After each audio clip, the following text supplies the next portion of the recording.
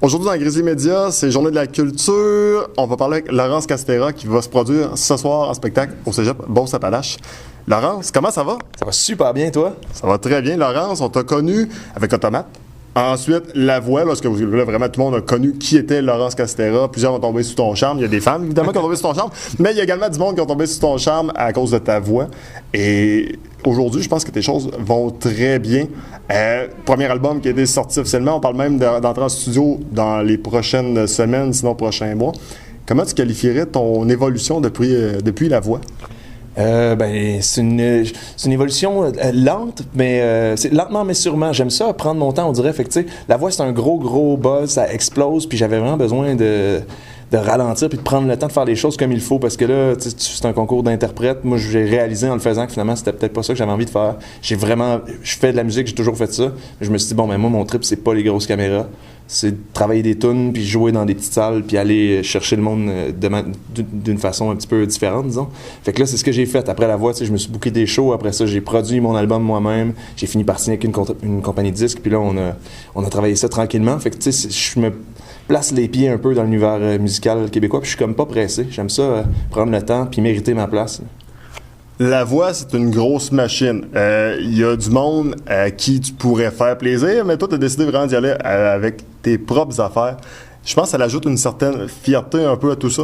Ouais, définitivement. Je trouve... je voyais pas comment je pouvais le faire autrement, dans le fond. Pour moi, c'est ça que j'ai envie de faire. Quitte à ce que des gens aiment pas ça ou que des gens aiment, c'est pas super grave. Je pense être authentique, ça paraît de toute façon. Tu le vois là, quand tu vas voir quelqu'un en show, s'il fait ça pas pour les bonnes raisons, je trouve pas ça intéressant. J'ai été surpris d'apprendre que un de tes plus grands idoles, c'est le chanteur de Trice. J'ai lu ça quelque part, j'ai été impressionné de voir ça. Est-ce que je sais également que le chanteur a une carrière solo. Est-ce que c'est une source d'inspiration pour peut-être le prochain album?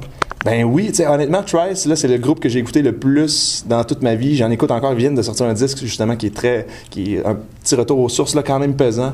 Puis j'ai un passé quand même rock, là, tu sais, ça a toujours été présent. Si on prend le temps d'écouter, même si t'es là ce soir, tu vas l'entendre dans la sonorité live, surtout plus que sur album.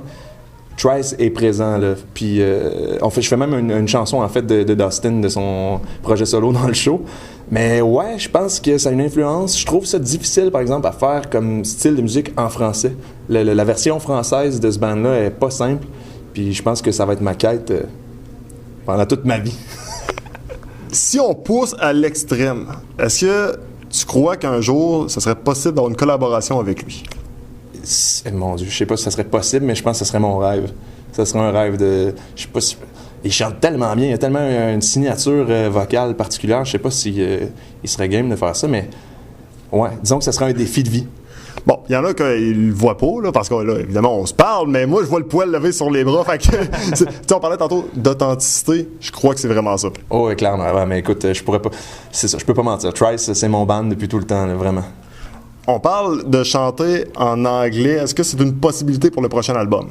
Pour le prochain album, définitivement pas. Les chansons que j'ai écrites sont en français. J'aime vraiment ça, écrire en français. C'est même pas une question de radio ou de... Il y a des gens au départ qui me disent « Ah, c'est plus facile en français » ou je sais pas.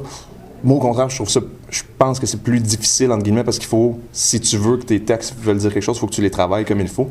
Puis j'aime tellement ça, honnêtement, écrire en français. J'écoute beaucoup de musique en français. Puis fait que c'était juste naturel d'aller vers là. J'ai pas l'impression que je pourrais défendre ma musique en anglais aussi bien qu'en français. Tu sais, là, ce qu'on fait en ce moment, une entrevue, parfait, mais envoyez-moi faire une entrevue comme ça, en anglais, ça se peut que ça soit drôle. Tu sais, je suis correct en anglais, mais je pense pas que je suis prêt à faire ça. Mais peut-être, éventuellement, je ferme pas la porte. Ouais. Pierre-Hervé Goulet est caractérisé de parolier. C'est un gars qui adore les mots. De ton côté, ton premier album, Le bruit des mots, je pense que toi aussi, c'est important de choisir ces mots.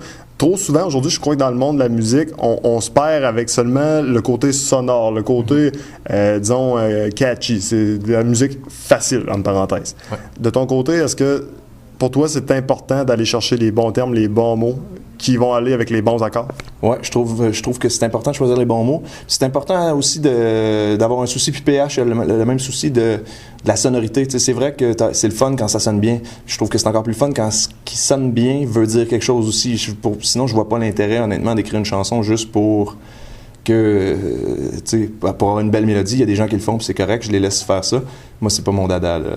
Puis c'est un peu de ça que je parle, justement, avec l'album Le bruit des mots. C'est un petit peu une critique de l'impression que les gens écoutent surtout le bruit. Tu sais, si ça sonne bien, ils aiment la chanson, ils se posent pas de questions à savoir ce que ça veut dire. Puis moi, pour moi, c'est très important. Puis PH le maîtrise vraiment, justement, d'une manière différente, parce que Pierre Hervé, je pense qu'il arrive à dire beaucoup plus de choses dans une chanson que moi. Je suis un petit peu plus minimaliste, puis c'est ce qui fait que ça va être un spectacle fun en même temps.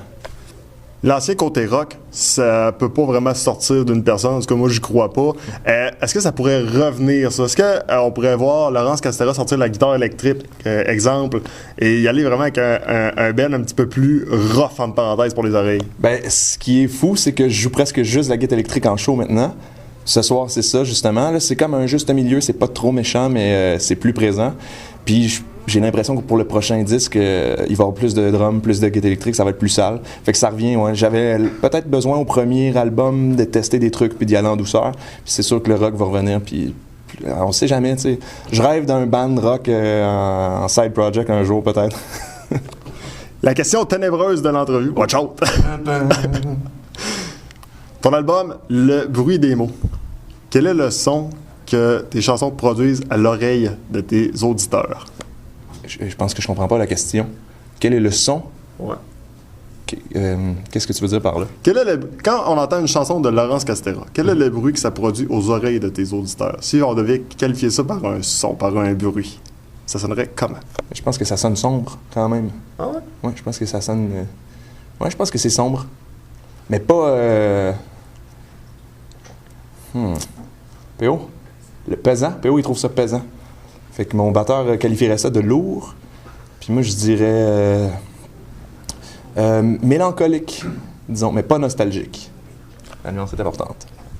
Pourquoi c'est important pour quelqu'un qui choisit ces mots d'aller dans le côté sombre de la vie? Est-ce que c'est pour faire rejaillir un peu la lumière qu'il peut comporter en lui? J'ai essayé d'écrire des chansons joyeuses, puis je suis pas capable du tout. Je trouve ça plate à mort. Fait que je pense que c'est peut-être le chemin facile, on va dire, d'aller... Ben facile, c'est juste parce que c'est le seul que je connais pour l'instant ou que je maîtrise. Mais je trouve ça beau de gratter les bobos, tu sais, puis d'écrire là-dessus. Ça m'a permis, moi, en tout cas, de me connaître beaucoup plus, puis de comprendre des trucs. Des fois, j'écris des chansons, puis c'est en la relisant que je réalise que, crème, t'as grandi à travers une épreuve ou à travers quelque chose. Puis c'est comme si ça signe une coupure où ça veut dire qu'il y a quelque chose qui est réglé. Quand la chanson est écrite, puis que là, je la présente à mes musiciens, puis qu'on se dit, parfait, on l'a fait en spectacle ou on l'a fait sur le disque, ça veut dire que ça c'est réglé, puis je trouve ça le fun. Fait que c'est comme... tu sais, au départ, là, je fais vraiment de la musique de façon égoïste. Là, j'écris pour moi parce que ça me fait du bien. Puis après ça, s'il y a du monde qui aime ça, puis que ça les touche en plus, mais là, c'est malade. Là. 2 dernières questions. Oui. La première... ce soir, tu joues en Beauce, devant ton monde. C'est-tu plus stressant que jouer à la voix? J'ai pas pensé à ça encore parce que je me suis dit qu'il fallait pas que je pense à ça. Mais oui, il y a un petit stress.